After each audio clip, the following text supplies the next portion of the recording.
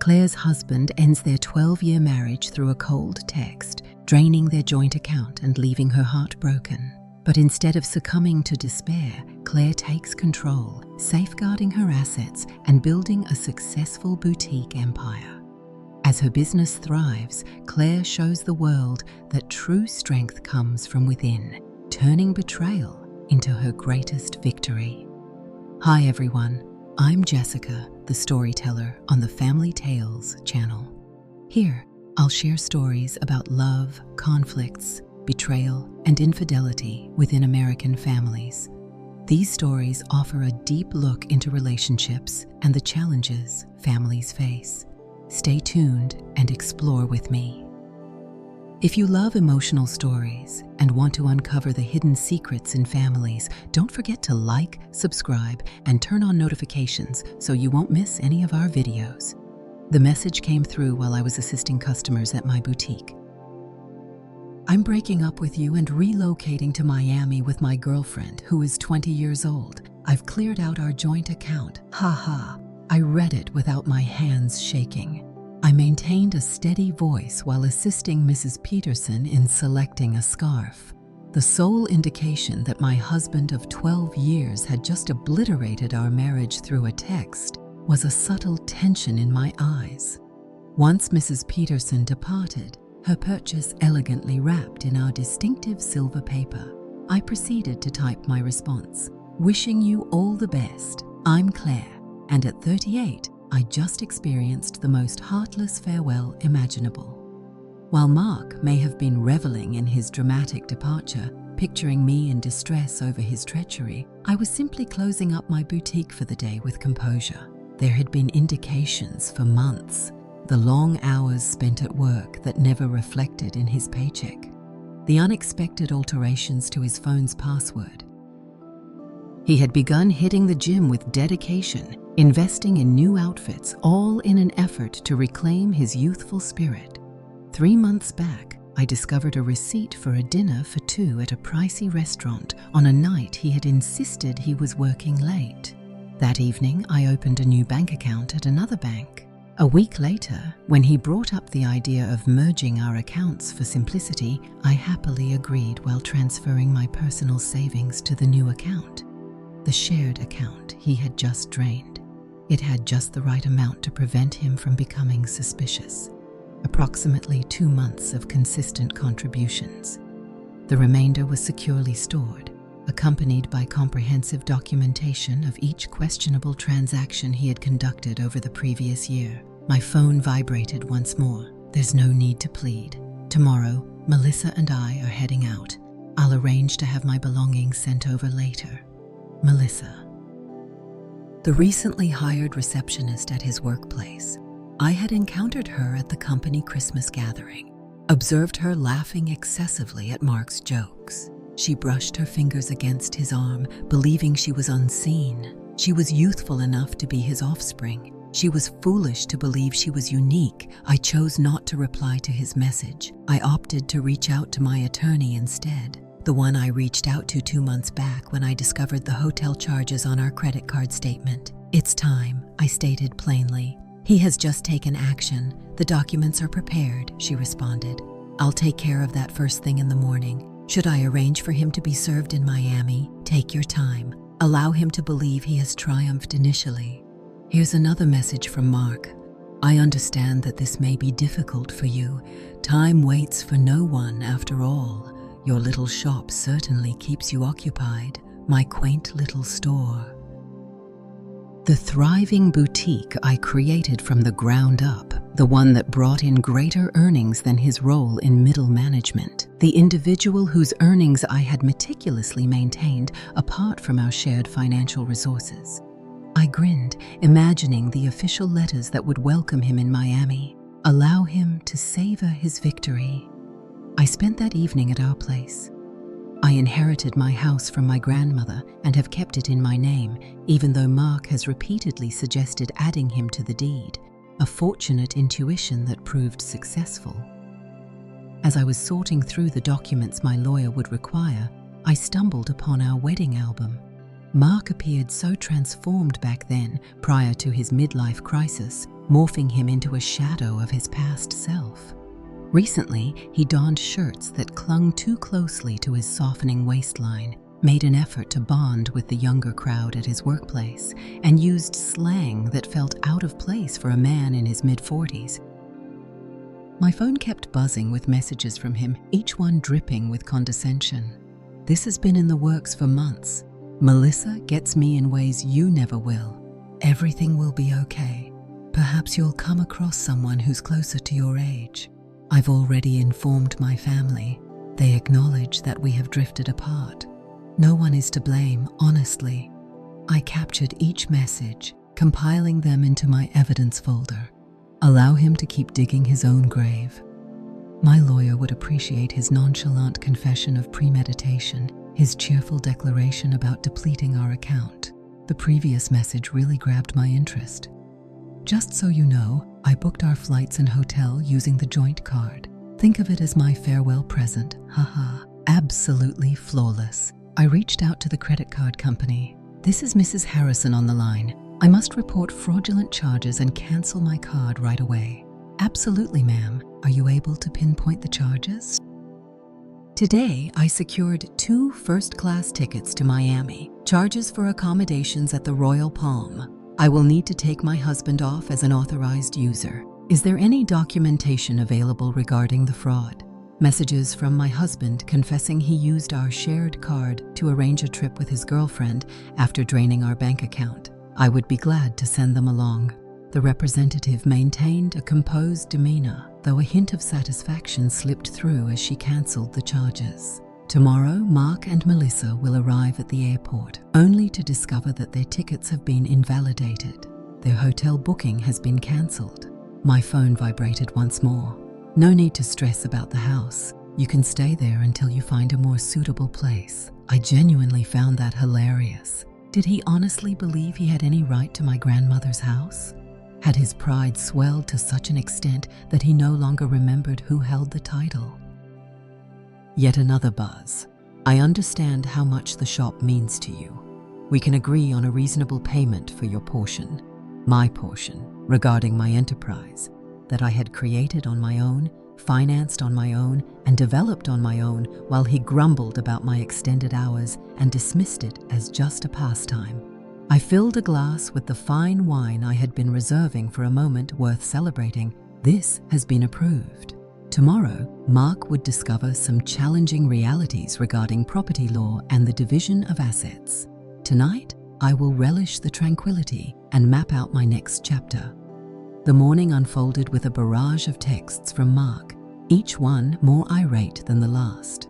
What on earth did you do to our credit card? The airline is refusing to honor our tickets. Our reservation at the hotel has been cancelled. Please respond to me. I muted my phone and made my way to my boutique. Friday marked our peak activity, and I was set to unpack a fresh delivery of designer handbags. Life continues, even when your spouse leaves you for a receptionist who could easily be his daughter. At approximately midday, his mother reached out. Claire, my dear, Mark has shared all the details with us. Regarding your level of control, the way you pushed him away, he claims you're acting out of spite, creating issues with his travel arrangements. I placed her on speaker as I set up a window display. Did he bring up the idea of withdrawing from our joint account and putting tickets for him and his girlfriend on our credit card? Quiet. So, he mentioned that you gave him no other option. You had been unapproachable and detached. Barbara, I possess his messages. Shall I read them to you? The moment he boasted about pocketing our cash? Or perhaps the moment he made fun of my age? Yet another break. He appeared somewhat harsh. I informed him that the text message was not suitable. Thank you for the call, Barbara. I have always had a fondness for you. I believe it's time to conclude this discussion. My attorney has recommended limited interaction with Mark's family throughout the legal process. What are the next steps? So soon. Farewell, Barbara. As the afternoon wore on, Mark's sister Amanda was sharing family gossip with their mutual friends. It seems that Mark and Melissa found themselves at a budget motel close to the airport, their aspirations in Miami put on hold. He had attempted to use his personal credit cards, but they had been maxed out for months. I observed yet another concerning sign. I received a call from my lawyer with an update. The urgent hearing is set for Monday. Considering his acknowledgement of depleting the joint account and the recorded credit card fraud, we have a solid basis to freeze all remaining assets. Has he received the service yet? Not at this time. However, he will receive the documents at his new motel location. On that note, his girlfriend's social media is offering some solid proof. She has been sharing updates about their adventure throughout the day, along with some specific remarks regarding you. I couldn't help but smile as I reflected on my own records, a year's collection of questionable charges, hotel invoices, and text messages that clearly indicated premeditation. Mark was so consumed by his elaborate plan for escape that he never thought I could be observing, biding my time, getting ready. My phone vibrated with yet another message. You believe you have it all figured out. However, I duplicated all the boutique's financial records. That business is partly mine.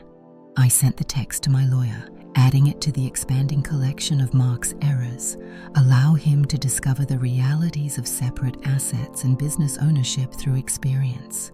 At times, the most effective way to respond is to be ready. The emergency hearing on Monday exceeded all my expectations. Mark arrived in his trendy outfit, sporting designer jeans that were a bit too snug for someone his age, paired with a blazer that clearly signaled a midlife dilemma.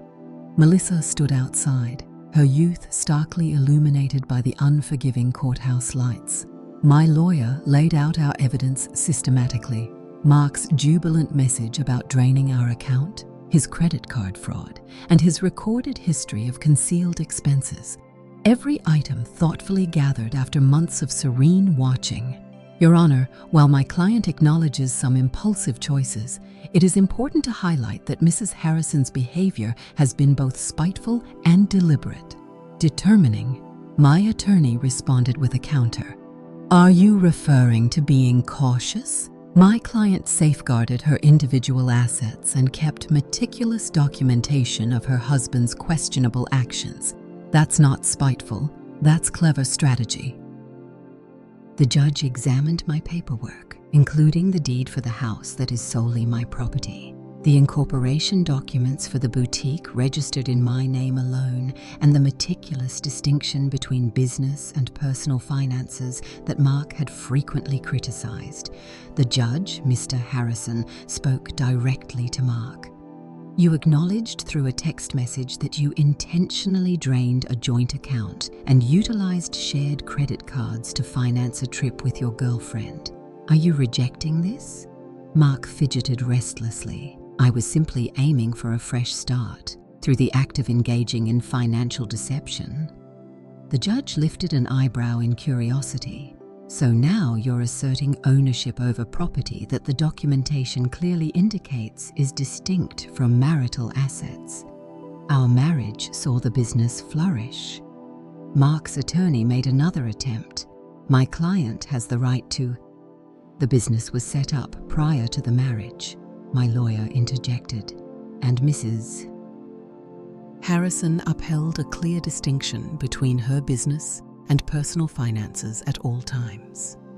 We maintain a record of every cent invested and earned. I observed Mark's expression as the truth began to dawn on him. He believed this would be a simple plan: drain our accounts, escape with his girlfriend, and possibly take half of my business in the divorce.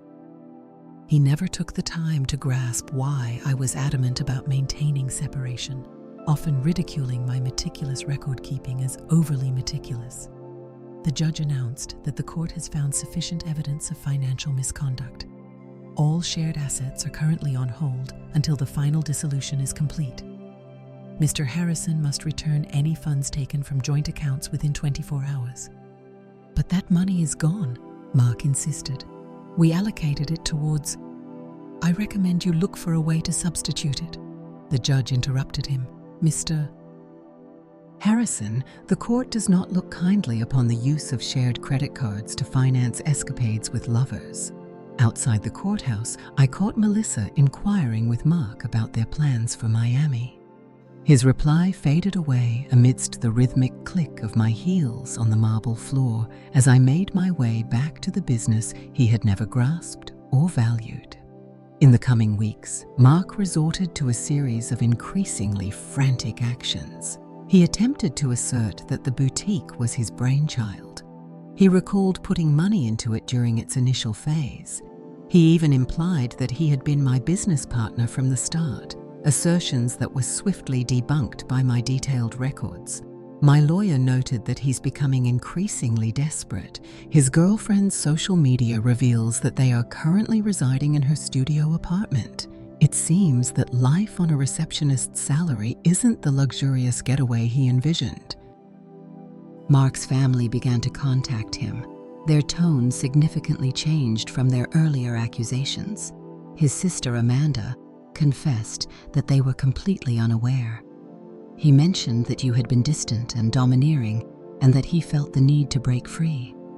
However, we discovered his messages, showcasing how he boasted about taking your money. That's not the sibling I believed I understood. His mother reached out once more, her voice trembling with emotion. The comments he made regarding your age and the idea of substituting you with someone younger. I taught him better than that. I believed I did, at least. I let their calls go unanswered. Their support may have held value weeks ago, but now it seemed like a group of rats fleeing a sinking vessel. The boutique flourished, surprisingly fueled by the local chatter surrounding my circumstances. Women began arriving with the intention of showing their support, frequently departing with much more than they initially intended to purchase. One customer shared a similar experience while purchasing a designer handbag, mentioning that their ex had attempted something like that. He believed he would get it all in the divorce. Men like that always assume we won't outsmart them. My phone continued to vibrate sporadically with messages from Mark, his tone fluctuating between rage and cunning persuasion. Everything is ruined now. I never intended to cause you pain. You'll wish you hadn't been so vengeful. Is there a way we can come to an agreement? That business relies entirely on my support. I sent each message to my lawyer without replying. Allow him to keep digging his own grave. I caught wind that Melissa might be reconsidering her decision. It seems that cohabiting in her studio apartment with a middle-aged man lacking the means for his own living space wasn't the enchanting experience she had envisioned. The age gap that once sparked excitement during clandestine hotel rendezvous now appeared altered under the stark glare of reality. She shared insights on toxic relationships and personal growth yesterday, my lawyer noted during an update call, and changed her relationship status this morning. I nearly felt pity for Mark. Nearly. But then I recalled his "ha-ha" after he informed me that he had drained our account.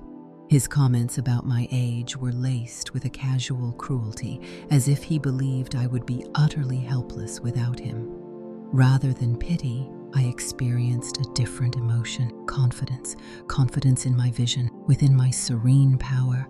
I have the capability to defend myself even when he failed to see my strength. The concluding divorce hearing revealed a starkly contrasting reality from Mark's envisioned victory. His once cocky demeanor vanished, giving way to a barely hidden sense of panic. Melissa was clearly missing. According to office gossip, she had shifted her attention to a colleague who was her own age. Mark arrived dressed in his worn-out clothes, as if the designer wardrobe had been sent back to settle the debts of the joint account he had drained. His lawyer appeared weary, likely from the effort of searching for any loopholes in my detailed separation of assets. Your Honor, Mark's attorney made one final attempt.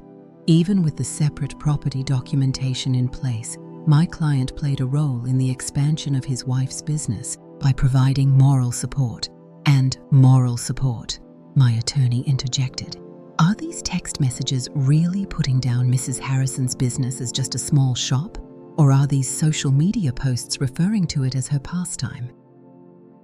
The judge had evidently reached a limit. The ultimate resolution showcased my meticulous preparation. I retained my home, my enterprise, and my individual assets. Mark retrieved his belongings along with his car, which was valued at less than the amount he still owed on it. "You've shattered me," he spat as we exited the courthouse. "I need to return to my parents' place." "No, Mark, you brought this upon yourself. I ensured that you wouldn't be able to bring me down either." His mother stood outside, prepared to take him to her house, his new residence at 45. Everyone was aware of the irony in his situation. The individual who had ridiculed my age was now residing in his old childhood room, while I thrived with my flourishing business. "You had this all figured out from the start," he charged. "You were aware this would occur." "No, I simply focused, and unlike you, I recognized the importance of maintaining accurate records." His mother intervened, placing herself between us. "That's sufficient, Mark. You've already made quite the spectacle of yourself." As they turned to leave, I caught her beginning to confront him. "Seriously, what was going through your mind? Someone who is 20 years old, draining financial resources, sending those terrible messages?" I observed them fade away into the parking lot, overwhelmed by a sense of relief. Mark believed he was concluding our narrative with that harsh message. Instead, he had simply set my meticulously crafted plans into action. My phone buzzed, this time not with messages from Mark, but with alerts of fresh orders from my boutique's website.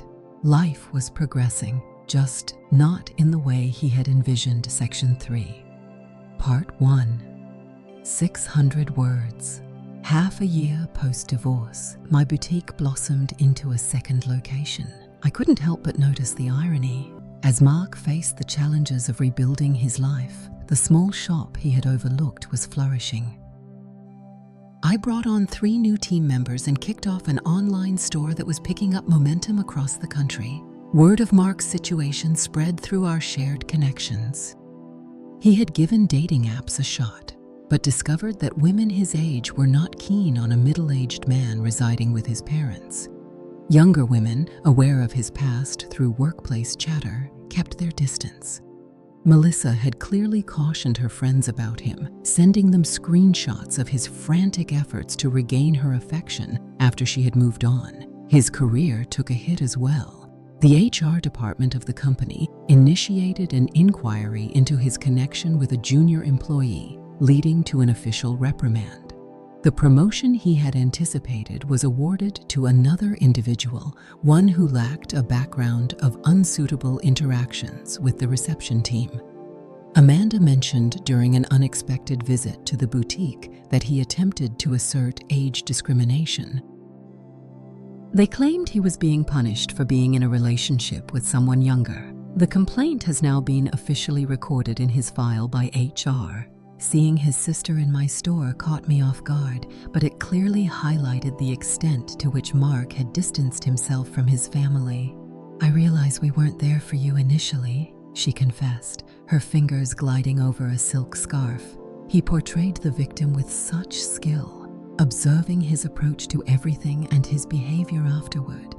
"It's embarrassing that we ever put our trust in him." My attorney consistently informed me about Mark's ongoing efforts to contest the divorce settlement. Every petition faced rejection. His assertions of inequitable distribution were rejected, grounded in the proof of his own behavior.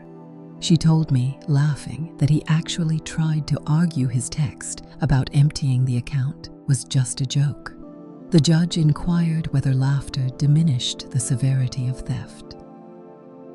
The boutique's success provided surprising affirmation.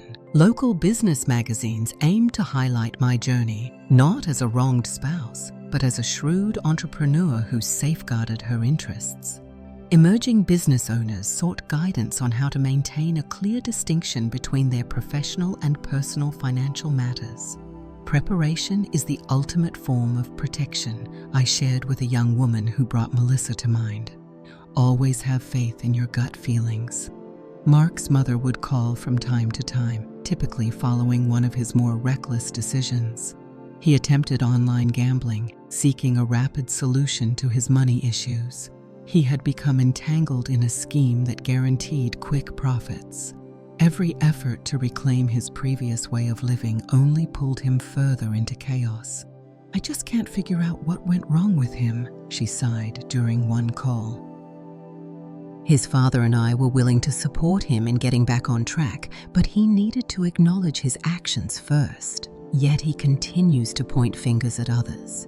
You, Melissa, his business, the judge.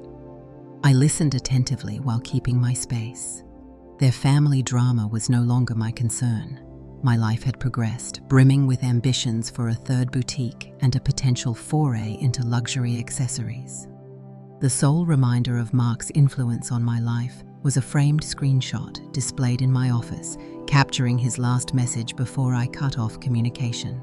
"Enjoy your little shop. It will certainly keep you occupied as you grow older."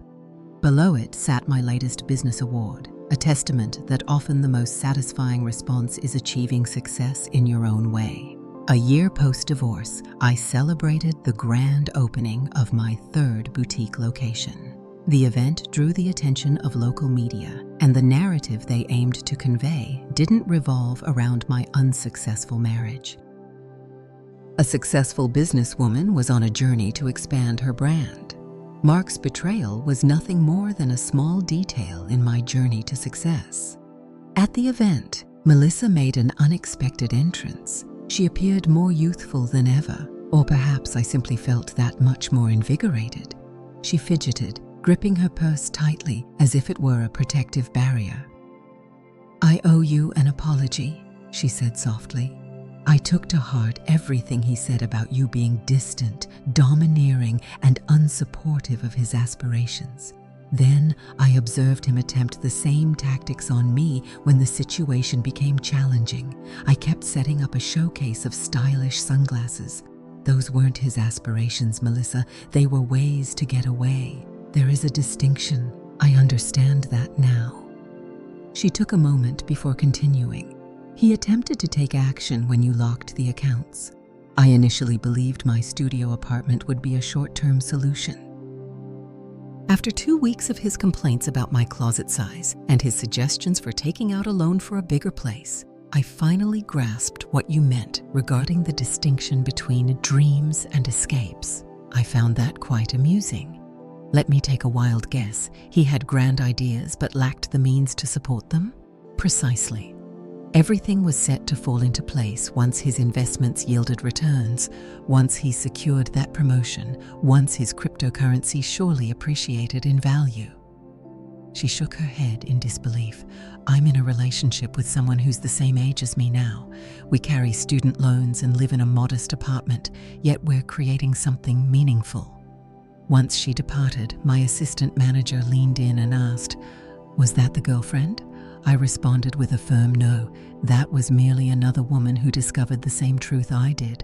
I pointed out a young couple looking at our designer handbags. "I'm eager to discuss your concept for broadening our accessories collection." The boutique transformed into something beyond a mere business. It represented freedom, strength, and the effectiveness of being ready. Emerging business owners frequently turned to me for guidance, and I consistently highlighted the significance of safeguarding their assets. Mark's mother reached out one final time, not to talk about Mark, but to express her gratitude to me. "Our family learned a valuable lesson from you," she said, "concerning the allowance of negative actions, regarding the justification of harshness. Mark continues to reside at home, consistently attributing his issues to others. However, we are no longer standing up for him. Your legacy to our family is the lesson of distinguishing between support and enabling." As I considered that legacy, I reflected on the plans for a fourth location. Mark aimed to belittle me, to replace me with someone younger and claim half of all I had created. Instead, he had unknowingly driven me to grow even stronger and achieve greater success. I received a text from my lawyer that made my phone buzz. Mark submitted yet another request to reconsider the settlement. The judge swiftly dismissed the case and mandated that he cover the court costs. "I figured you might like that." I grinned. picturing him in his old bedroom, still attempting to change an outcome that had been set the instant he misjudged me. At times, the most effective way to respond isn't through retaliation, but rather through personal growth. 2 years following Mark's harsh text, I got an invitation to speak at a women's business conference. The subject wasn't separation or treachery, it focused on creating and safeguarding a thriving enterprise. My story transformed from a warning to a source of motivation. In the QA session, a woman inquired about the importance of maintaining a distinction between business and personal finances. My husband thinks I'm overreacting.